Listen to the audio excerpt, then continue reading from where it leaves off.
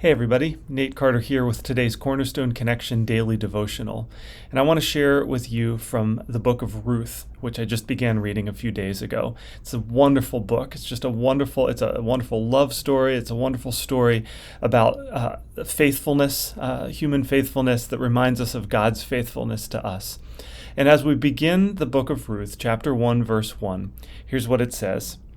In the days when the judges ruled in Israel, a severe famine came upon the land. So a man from Bethlehem in Judah left his home and went to live in the country of Moab, taking his wife and 2 sons with him. The man's name was Elimelech, and his wife was Naomi. So Elimelech and Naomi take their sons, and they go and they settle in Moab to escape from the famine. And while they're there, just a horrible tragedy comes upon this family. And first of all, Elimelech, the father, dies. And so Naomi is left with her 2 sons. And her 2 sons, they get married. One gets married to Ruth, and one gets married to Orpah. But then the 2 sons die. And so we're left with the 3 women, Naomi, Ruth, and Orpah. And so with little left, Naomi decides that she's going to travel back to Israel and return to her homeland. And she encourages Ruth and Orpah not to go with her, just to let her go. And Orpah takes her up on that and stays in Moab, but Ruth goes with her. And they return back to Israel together. And when they return, the people of Israel greet them.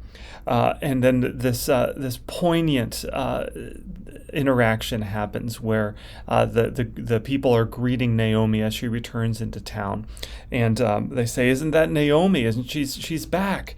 And she says in verse 20, "Don't call me Naomi. Instead, call me Mara, for the Almighty has made life very bitter for me. I went away full, but the Lord has brought me back empty. Why call me Naomi when the Lord has caused me to suffer and the Almighty has sent such tragedy upon me?" Now, I want to point out a few things that happen here. First of all, it's worth acknowledging that God has not prevented natural disaster from happening on his homeland, on Israel. There's this great famine, and the people are impacted by it, and probably to avoid starvation, Naomi's family, Elimelech's family, have to leave town, leave their country, and go searching for a place to find food. It would be a mistake to say that if you're a follower of God, that life is suddenly easy and everything is just easy street for you. No, famine happens, plagues happen, death happens, and that's exactly what happens to them once they get to Moab. Death happens to that family, and we see the father die, and then the 2 sons die. And so we see that God has allowed tragedy to happen to Naomi's family. And her response is understandable, to be angry, to be sad, even to be bitter. I think there's a place for us to have the emotional reaction.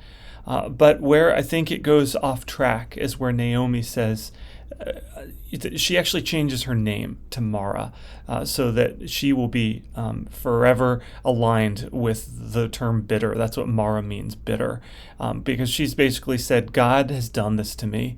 God has turned what was once a good life into a bitter life. So don't even call me Naomi anymore, but rather call me Mara.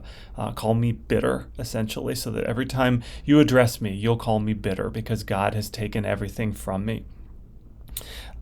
Now, what's interesting as you continue with the story of Ruth is that this bitter scene that describes Naomi's life right now is not what's going to define her life for the rest of her life. In fact, God is just about to bless that family immensely. And in the chapters that follow, we find out exactly how God does that.